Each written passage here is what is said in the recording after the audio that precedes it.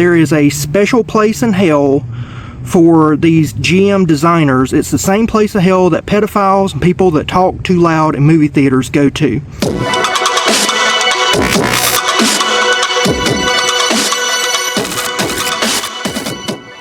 Thank you, Rimthin, for being today's sponsor. Welcome back to the channel. I'm your host, Ken Johnson. So today we're going to be doing a install on my wife's Chevy Equinox. It's a 2015 model, but this is good for all models 2010 to 2018. So if you remember back a couple years ago, I did a video where I installed some lights. Then, if you remember, just a few weeks ago, I did a video where I did the headlight restoration. Well, Rimthin, today's sponsor, more about them in a minute, but they gave me some lights. Now, I thought they was only going to give me the low beams, but they gave me the low beams and the high beams. So we're going to install those. So this is a great tutorial to show you how I install them. I'm not a mechanic, so I'm going to mess up and everything, but this is a great reference point if you're trying to install some lights, especially if you want to install some LED lights, and that's where Rimthin, today's sponsor, will come in.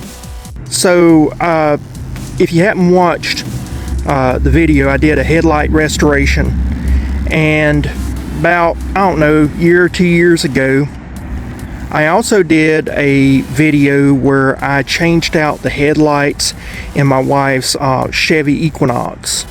And so this is a 2015.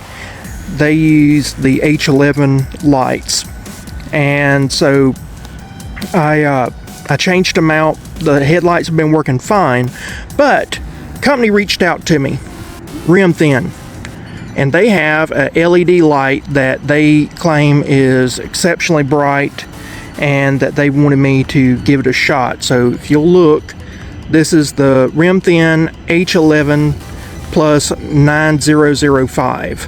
So that's what they're giving me here, is this one right here for the car. The problem is that GM Motors, being the brilliant people that they are, they make you have to go in through the actual wheel rather than opening up the hood and installing that way. So then there's another issue with Equinox. Usually right about here is a round area, most Equinoxes, where you can just take some star bits and remove a round latch that allows you to get into the lights back here on the wheel. This version of the Equinox does not have that, so I've got to come, and there is a whole host of these little pins I got to pull out, the star bits, I got to do all that. It's a wonky setup.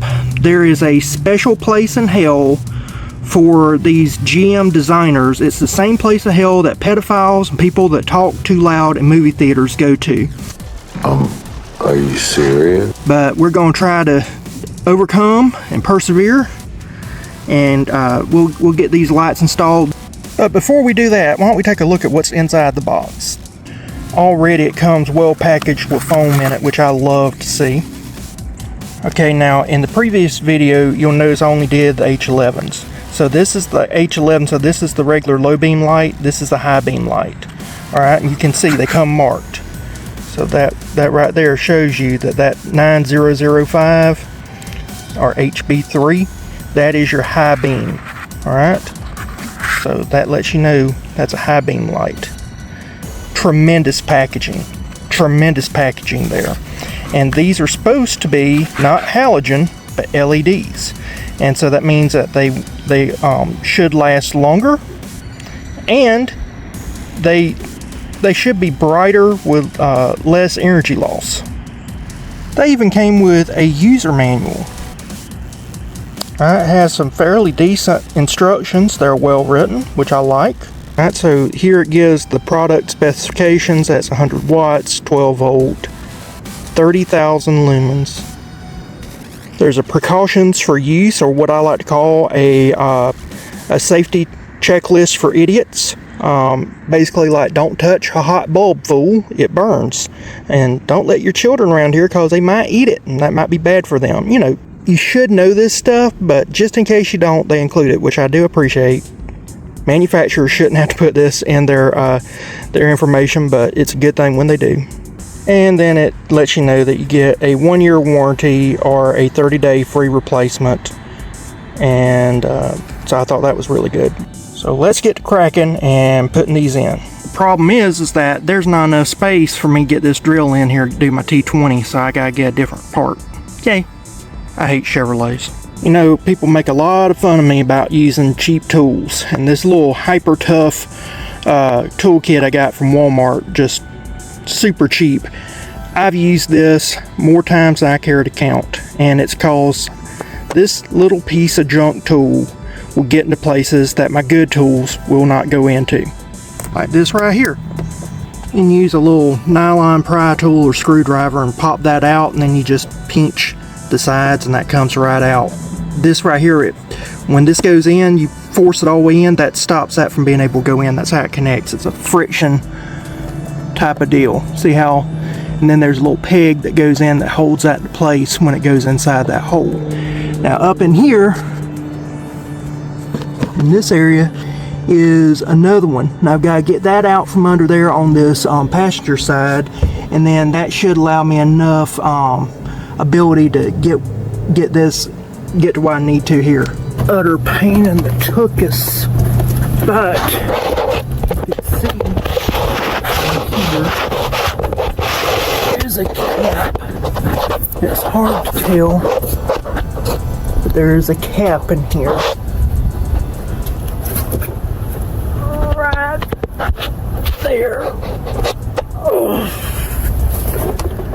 It's near impossible to get a hand in here to show you, but there is a cap here, a dust cap, and so that's what I'm trying to get out. So I'm going to take the cap off and show you that. Alright, so this is the cap that comes off of it. This is a waterproof cap to keep moisture out of your headlights, so you got to make sure you put this back on. Now I got to reach in there and find the bulb. Alright, so I just kind of want to show you what the problem is. You cannot access behind this. That's part of the frame, and they, for some reason, could not figure out an easy way. That's where the dust cap goes, right there. And then down there, it's hard to show, but down there is the light that I unscrewed out. So I've got to disconnect it and put that in. So go ahead and unscrew this hose clamp here. Don't want to go all the way out. True to form, these are 10mm bits rather than what most people use is a 7. So we'll unscrew these. Just put the nuts right there.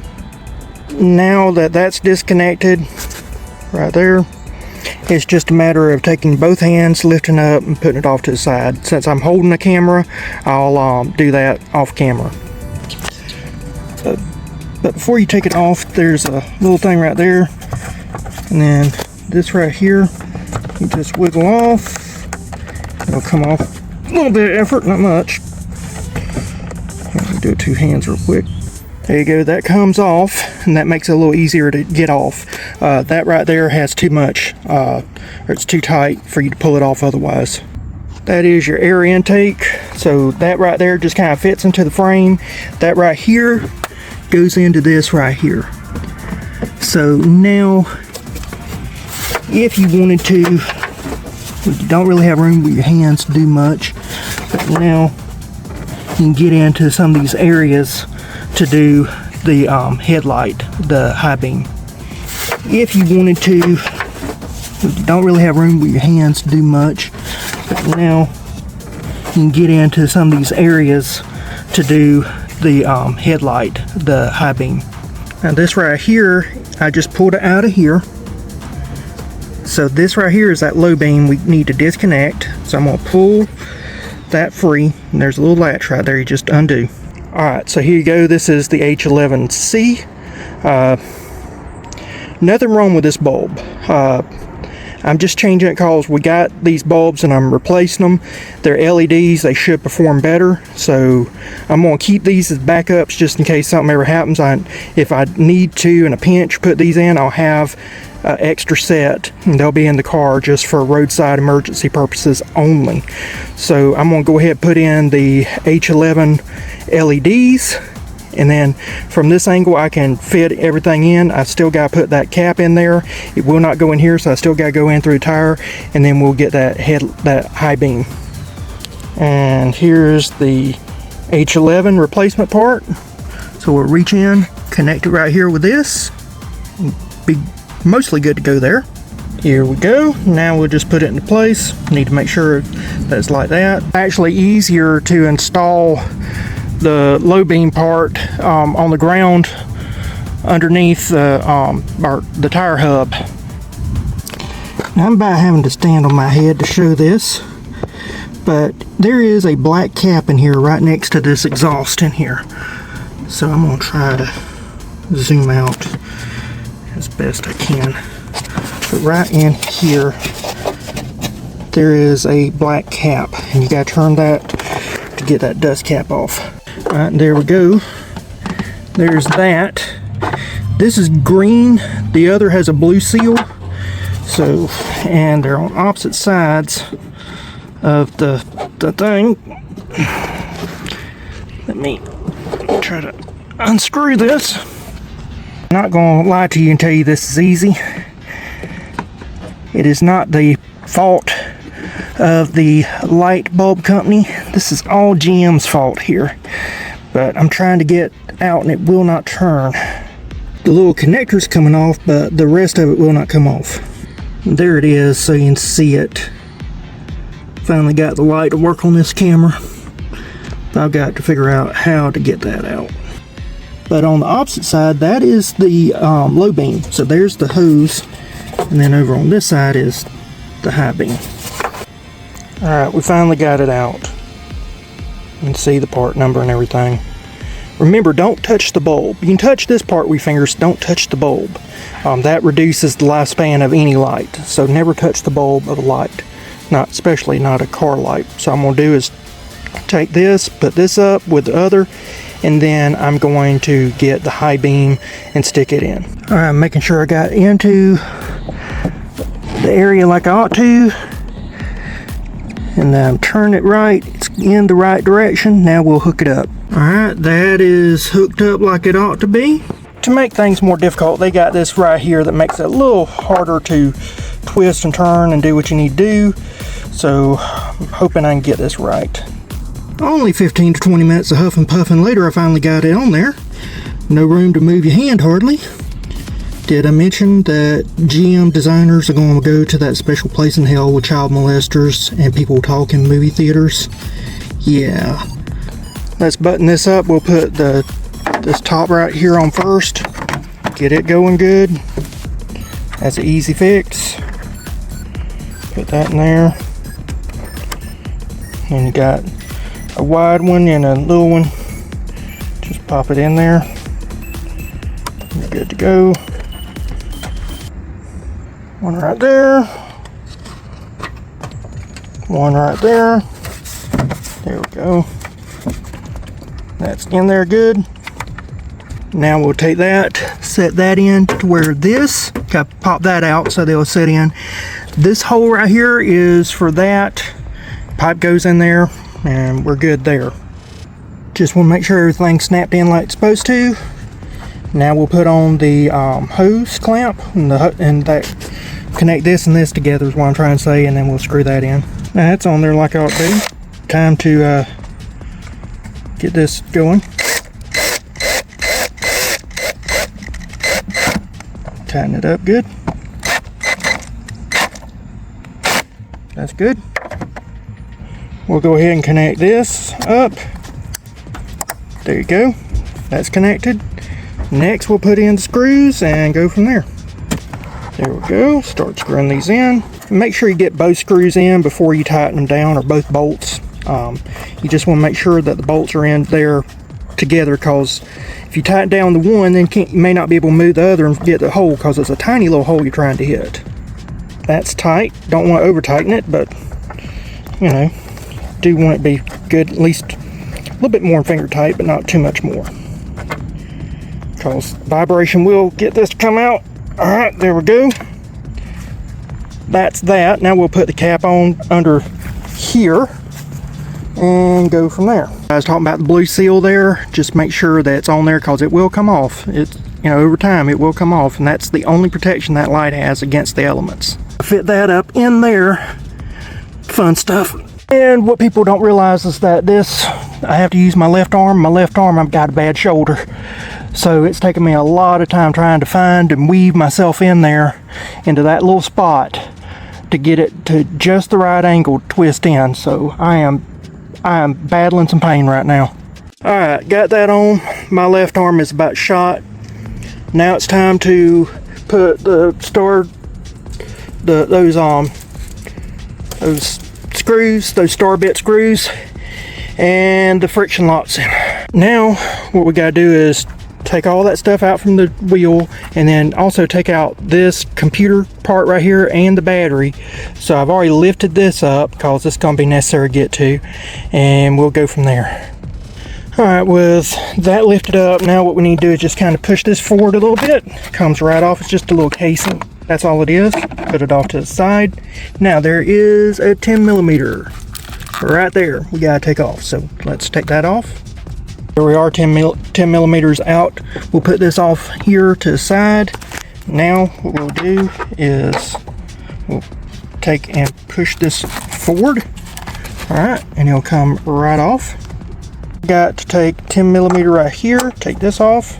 All right, that's off. Now I don't have a deep socket. I need to get some deep sockets, and my wife took my truck that has my tools in it. So what I'm gonna do is I'm gonna go find me a 10mm wrench in the shed. I'll be right back. With that off, now we're gonna take this off, put it to the side, put this off to the side. Then this right here is 10mm. That right there is 10mm. We'll take positive, negative off, take out the battery, and we'll be good to go. Now we got access to our cap for the high beam. There we go. A lot easier to get access to the driver's side light. And here we are. Time to replace with a new part. Now we're getting this into place. Got that in. Time to put the battery and all that back on like it's supposed to. Alright, all back in place. We can close the hood, gear on the wheel to do the second part, and then yeah, by then it'll be about sunset and time to check. Again, it's better just to stick your hand in there and do it by feel than is trying to pull it all out. I've found, because this is such tight quarters, you're fighting more trying to get to be able to work your hands in than it is just do the job. Time to button her up and check her out. Alright, here we go with the new low beams, regular driving lights. Here we are, front side, where you can see the driving lights, the low beams.